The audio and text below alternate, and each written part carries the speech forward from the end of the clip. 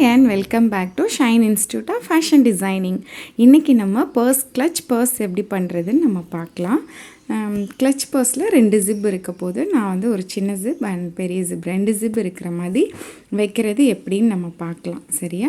ஒரு மெயினாக ஒரு பெரிய பாக்கெட் ஒரு சின்ன பாக்கெட் 2 பாக்கெட் நம்ம எப்படி வைக்கிறதுன்னு பார்க்கலாம். அதுக்கு தேவையான ஃபேப்ரிக்ஸ் நமக்கு லைனிங் போட்டு தான் நம்ம தைக்க போகிறோம். லைனிங் ஃபேப்ரிக் 2 வேணும், 2 மெயின் ஃபேப்ரிக் வேணும். ஒரு குட்டி உங்களோட லெஃப்ட் ஓவர் ஃபேப்ரிக் எடுத்துக்கோங்க, அதுலேருந்து 2 ஃபேப்ரிக் எடுத்துக்கோங்க. அதுக்கு வேண்டிய மெஷர்மெண்ட்ஸ் இது. லைனிங்கில் 2 ஃபேப்ரிக், மெயினில் 2 ஃபேப்ரிக், இந்த பாக்கெட்டில் ஒரு ஃபேப்ரிக். பாக்கெட் வந்து 7x7 ஸ்கொயர் பீஸும், லைனிங் அண்ட் மெயின் 9x5 அப்படின்னு 2 ஃபேப்ரிக்கும் எடுத்துக்கோங்க. லைனிங்க்கும் மெயினுக்கும் டிஃப்ரென்ஸ் தெரிகிற மாதிரி எடுத்துக்கோங்க. ஏன்னா சேம் ஃபேப்ரிக்காக எடுத்துக்கிட்டிங்கன்னா கொஞ்சம் கன்ஃபியூஸ் ஆகும். ஃபஸ்ட்டு டைம் நம்ம எடுக்கும்போது லைனிங் வேறு ஃபேப்ரிக்காகவும் மெயின் வேறு ஃபேப்ரிக், ஒரு ப்ளைன் நீங்கள் லைனிங் ஃபேப்ரிக்காகவே எடுத்துக்கலாம். நான் என்னோடய ட்ரெஸ்ஸில் வந்து லெஃப்ட் ஓவர் ஃபேப்ரிக்கை தான் நான் யூஸ் பண்ணியிருக்கேன். இப்போது எனக்கு 9x5 9 இன்ச்சஸ் வித் அண்டு அதோட லென்த் வந்து 5 இன்ச்சஸ் அந்த மாதிரி ஒரு கிளச் பர்ஸ்க்காக நான் எடுத்துருக்கிறேன். நீங்கள் இந்த மெஷர்மெண்ட்டில் எடுத்துக்கோங்க. பாக்கெட்டுக்கு ஒரு மெட்டீரியல் போதும். And main fabric and lining fabric ரெண்டும் 2 பீஸ் வேணும், உங்களுக்கு தேவைப்படும்.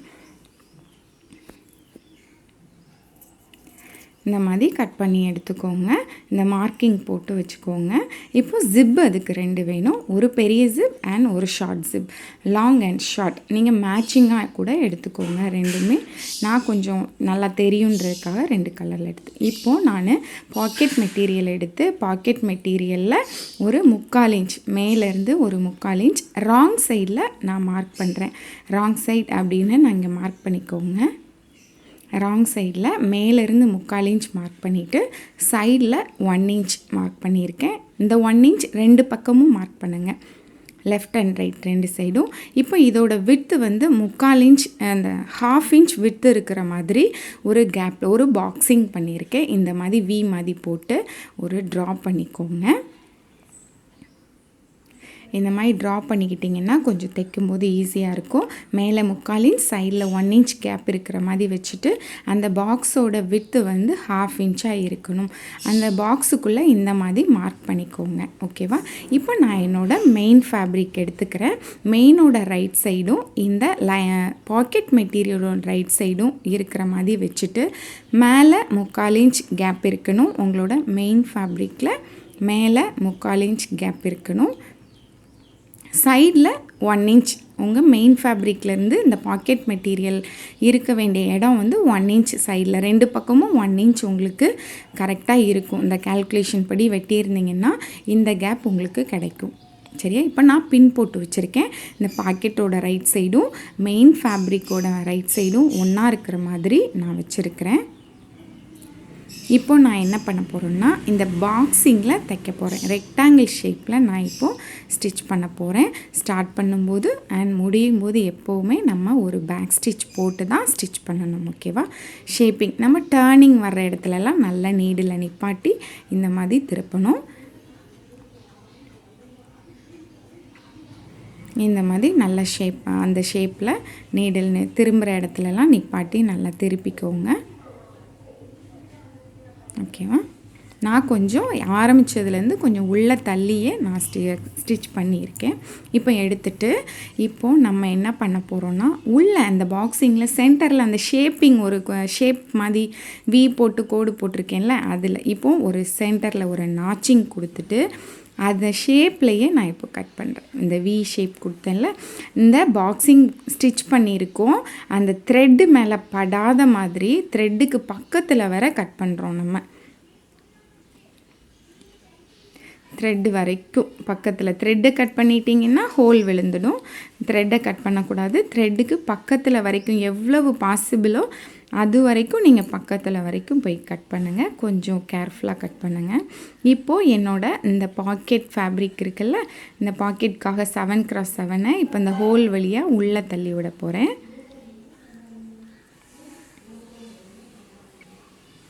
இப்போது நம்மளோட இந்த பாக்கெட்டுக்கான ஹோல் நமக்கு ரெடி ஆகிடுச்சு. நம்ம இப்போ ஒரு ஹோல் ரெடி பண்ணியிருக்கிறோம்.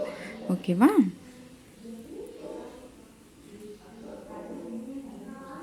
இந்த மாதிரி கையில் க்ரீஸ் பண்ணிக்கோங்க, இல்லை நல்லா தள்ளி விட்டு அயர்ன் பண்ணிக்கோங்க. அயர்ன் பண்ணிட்டீங்கன்னா இன்னும் நல்லா ஃபினிஷிங் வந்து நல்லாயிருக்கும். நான் அயர்ன் பண்ணி இப்போ எடுத்துக்கிட்டேன். இப்போது ஜிப் வைக்கலாம். ஹோலுக்கு கீழே உள் பக்கமாக கீழே வச்சுக்கோங்க.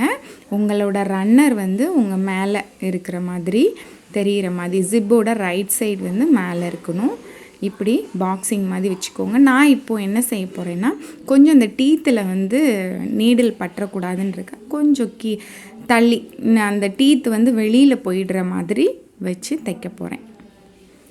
ஏன்னா அந்த டீத் வந்து மேலே இருக்கிற அந்த இடத்துல 2 மெட்டல் இருக்கும். அந்த மெட்டல் வந்து படாத மாதிரி தள்ளி வச்சுட்டு நம்ம ஸ்டிச் பண்ணும்போது நமக்கு கொஞ்சம் ஈஸியாக இருக்கும். அதனால் நான் தள்ளி வச்சுருக்கேன். இந்த மாதிரி நீங்களும் ஸ்டிச் பண்ணுங்கள். நல்லா பெல் பின், ஒரு பின் எல்லாம் போட்டுக்கோங்க சேஃப்டிக்காக.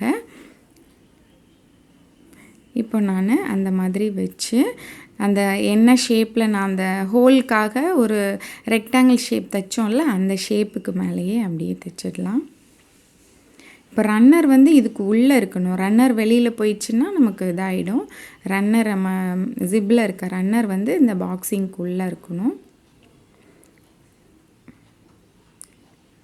ஓகே, ரன்னரை இப்போ நல்லா கொஞ்சம் உள்ளே தள்ளி விட்டுட்டு மேலே இருக்க டீத்தில் அந்த மெட்டல்லையும் பற்றாத மாதிரி நல்லா பக்கத்தில் தள்ளி வச்சு ஸ்டிச் பண்ணலாம்.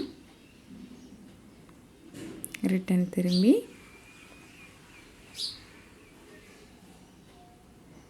இந்த மாதிரி ஸ்டிச் பண்ணி எடுத்துடுங்க.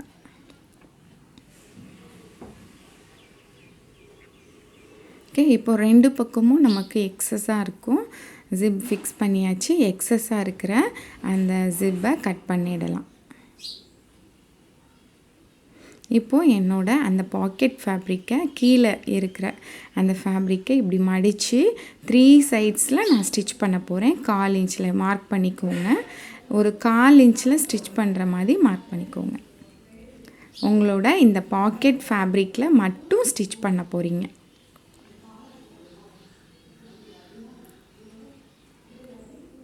ஓகேவா? இப்போ நான் மார்க் பண்ணிட்டேன். இப்போது ஸ்டிச் பண்ணலாம். 3 சைட்ஸில் பாக்கெட் மட்டும் எடுத்துக்கோங்க. அந்த மெயினாக இருக்கிற ஃபேப்ரிக்கில் ஒன்றும் செய்யாதீங்க.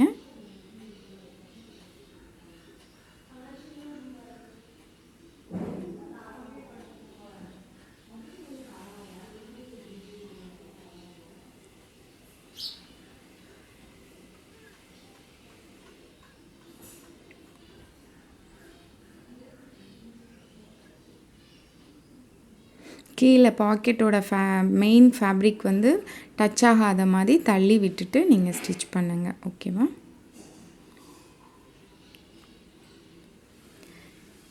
இப்போது இதோட கார்னர்ஸை லைட்டாக ட்ரிம் பண்ணிக்கலாம். இப்போ நமக்கு பாக்கெட் வந்து ரெடி ஆயிடுச்சு.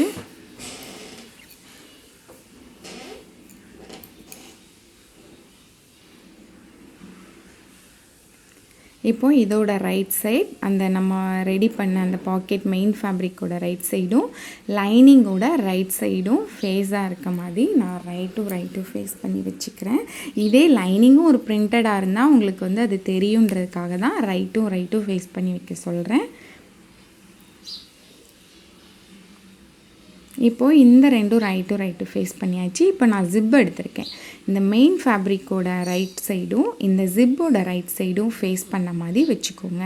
இந்த 2 ரன்னரும் ஒரே பக்கமாக இருக்கிற மாதிரி இப்போ வச்சுக்கோங்க. திருப்பிக்கிட்டேன் நான்.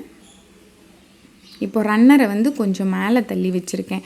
இதுக்கும் அதே பர்பஸ் தான். அந்த டீத் வந்து மெட்டல் மேலே பட வேண்டாம். ஏன்னா இது நான் பெரிய ஜிப்புன்றதுனால எக்ஸஸாக தான் இருக்கும். அதனால் நான் இதை கொஞ்சம் மேலே தள்ளி வச்சுருக்கிறேன். ஷார்ட் ஜிப் எடுக்கலாம், கொஞ்சம் கஷ்டமாக இருக்கும்.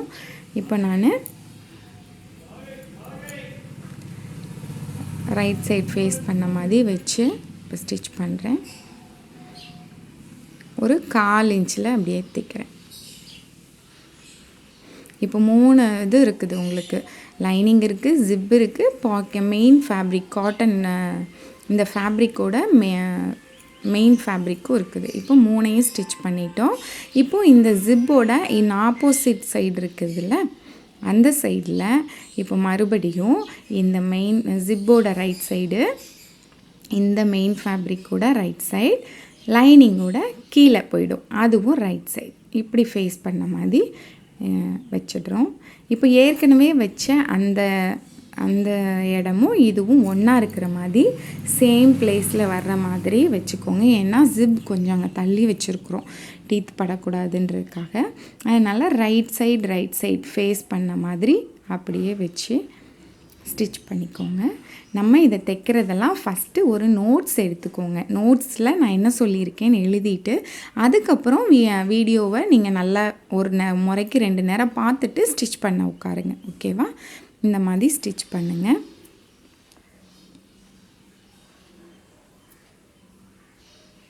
உங்களுக்கு இது நல்லா புரியும் நினைக்கிறேன்.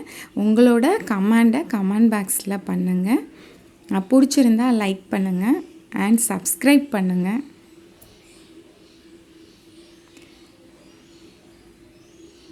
இப்போது நம்மளோட 2 பக்கமும் ஜிப்போட 2 பக்கமும் நம்ம ஸ்டிச் பண்ணிட்டோம். இப்போ என்ன பண்ணுறோன்னா மெயின் ஃபேப்ரிக் 2ஐயும் ஒரு சைடு பிடிங்க, லைனிங் ஃபேப்ரிக் 2ஐயும் ஒரு சைடில் பிடிங்க. ஓகேவா? இப்போது நான் லைனிங்கில் ஒரு 3 இன்ச்சில் கீழே மார்க் பண்ணியிருக்கேன். ஓகேவா?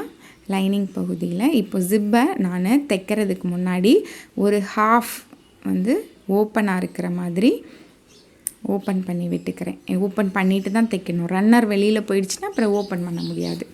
ஓகேவா? இப்போது ரன்னர் உள்ளே தள்ளிடணும். ஹாஃப் அளவுக்கு நீங்கள் இது பண்ணிவிடுங்க. இப்படி பெல்பின் போட்டு வச்சுக்கோங்க. இப்போது நான் அந்த 3 இன்ச் கேப் விட்டுருக்குறேன்ல, அந்த கேப்பில் இருந்து நான் 3 இன்ச் அந்த கேப் எதுக்காகனா நான் இப்போ உள் அந்த இது வழியாக தான் நம்ம ஜிப்பை பர்ஸை திருப்புவோம். அதுக்காக தான் நம்ம அதை வச்சுருக்குறோம். இப்போது இந்த ரன்னர் வர்ற இடத்துல அந்த 2 தனியாக ஓப்பன் பண்ணதுனால ஒரே மாதிரி இருக்கிற மாதிரி வச்சுட்டு நீங்கள் தைக்கணும். ஒரு பக்கமாக ஃபேஸ் பண்ணி இருக்கணும். சரியா? ஓகே. இந்த மாதிரி 4 பக்கமும் ஸ்டிச் பண்ணிவிட்டு பேக் ஸ்டிச் அந்த 3 இன்ச்சஸ்க்கு கேப் விட்டு தைக்காமல் விட்டுருங்க. இப்போ எக்ஸஸ் இருக்க ஜிப்பை கட் பண்ணிடலாம். 2 சைடும் கட் பண்ணிடுறேன். இப்போது 4 கார்னர்லேயும் லைட்டாக ட்ரிம் பண்ணி விட்டுடலாம்.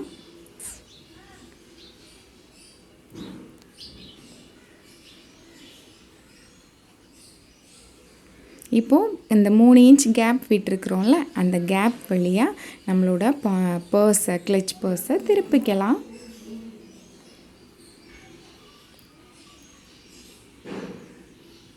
நீங்கள் திருப்பினீங்கன்னா இப்போ மேஜிக் ரெடி. உங்களோட பர்ஸ் இப்போது ரெடி ஆயிடுச்சு. ஓகே. இப்போ ஒரே ஒரு வேலை இருக்குது. என்னென்னா கார்னர்ஸ் எல்லாம் ஒரு நல்ல ஷார்ப்போ ஸ்கேல் ஆர் பென்சில் எதையாவது வச்சு சைடில் நல்லா ஷேப்பாக இப்படி பண்ணிக்கோங்க. அந்த எட்ஜஸ்லாம் நல்லா வர்ற மாதிரி வெளியில் இழுத்து விட்டுக்கோங்க. அப்புறம் லைனிங்கில் இருக்கிற அந்த 3 இன்ச்சஸ் இருக்கும், இந்த ஜிப்பையும் நல்லா வெளியில் நல்லா இருக்கிற மாதிரி இழுத்து விட்டுக்கோங்க. இப்போ நம்மளோட அந்த 3 இன்ச் தைக்காமல் விட்டுருந்தோம்ல, அந்த பகுதியை இப்போ ஸ்டிச் பண்ணலாம்.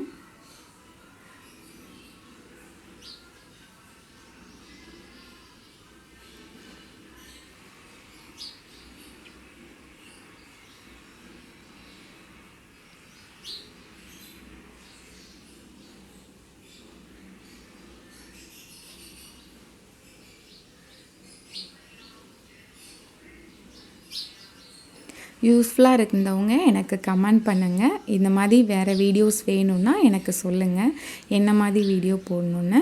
உங்கள் ஃப்ரெண்ட்ஸுக்கும் ஷேர் பண்ணுங்கள். இது யூஸ்ஃபுல்லாக இருந்திருக்கும்னு நான் நினைக்கிறேன். இப்போ பாக்கெட் கிளச் பர்ஸ் ரெடி ஆகிடுச்சு. சூப்பர். உங்கள் ட்ரெஸ்ஸுக்கு தேவையான மேட்சிங்கான பர்ஸ் ரெடி.